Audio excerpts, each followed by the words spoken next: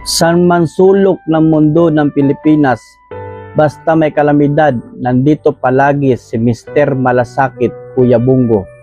Sa abot ng kanyang makakaya, patuloy si Senator Bongo na umiikot sa iba't ibang bahagi ng bansa upang personal na ipaabot ang agarang tulong sa mga kababayan nating nangangailangan.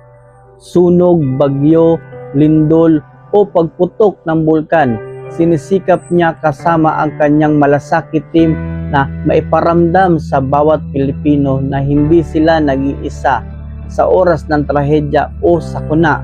Relief goods, medical assistance at pakikipag-ugnayan sa mga ahensya ng gobyerno ay bahagi ng kanyang mabilis na aksyon upang maibsan ang paghihirap ng mga apektadong pamilya.